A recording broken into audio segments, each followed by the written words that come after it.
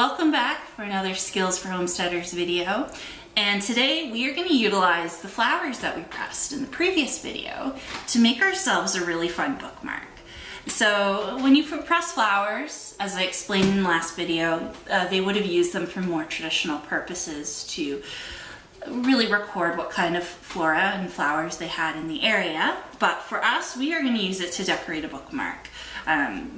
Pressed flowers can be used for lots of arts and crafts. They can be pressed between glass and hung in windows.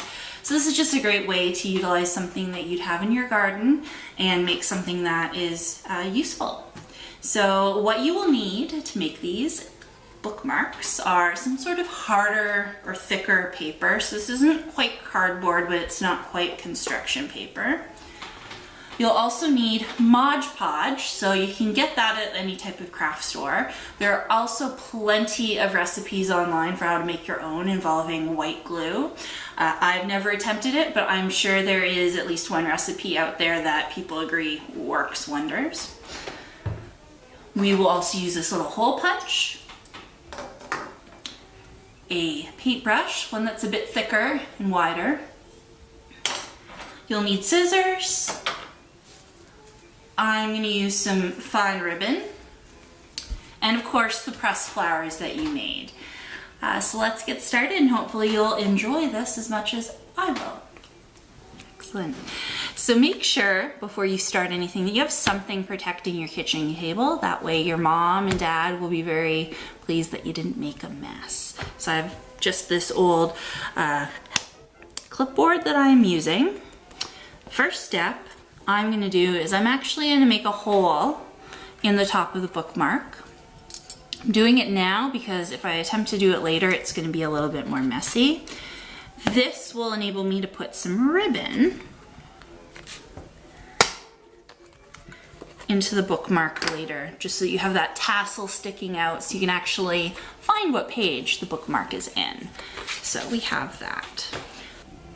So now we're going to place the flowers onto the paper. So you'll want to lay them out in whatever pattern you think is going to look the nicest, meet your sensitivities, color preferences, things like that. Bear in mind, some of the flowers can be a little delicate. We have edited it out, but I already actually managed to destroy one of them. So you'll want to be careful with the flowers so that they don't disintegrate. So I think this is kind of a nice look. I've got 4 different flowers on here, different colors. They maybe don't stand out the best against the black, but I think it looks pretty snazzy myself. So the next step will be actually using the Mod Podge, and you're essentially painting the entire page and sealing it. So you'll take a quick look and notice that there is a bit of Mod Podge on there. I took the liberty of putting some on the paper and then putting the flowers on top just to give it a bit of extra security. So next we are going to take this lovely Mod Podge and we are just going to cover the flowers and the paper. So it does look pretty special. Very goopy, very white. But the fun thing about Mod Podge is it actually dries clear. So don't be afraid to really put it on there. It will dry in a way that will not ruin the way things look. So just kind of really go to town and goop that stuff on. Once you're done putting it on, you are going to have to let it sit and dry, and that will take a little bit of time. So we will be back when this is dry.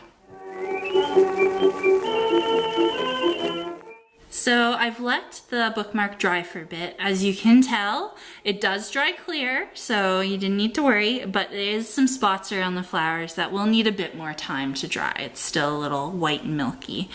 I did take the time though to cut a piece of ribbon and tie it into the hole that I punched earlier. This way when you use the bookmark, these little pieces of ribbon will dangle out and make it really easy for you to find your spot. It's really the highlight of any bookmark is the little dangly lovely tassels and things you add. So I really hope you enjoyed this video and take this opportunity to be creative with what nature has given us. So feel free to tune in next week to see something else that you can make with your own two hands or learn a bit more about.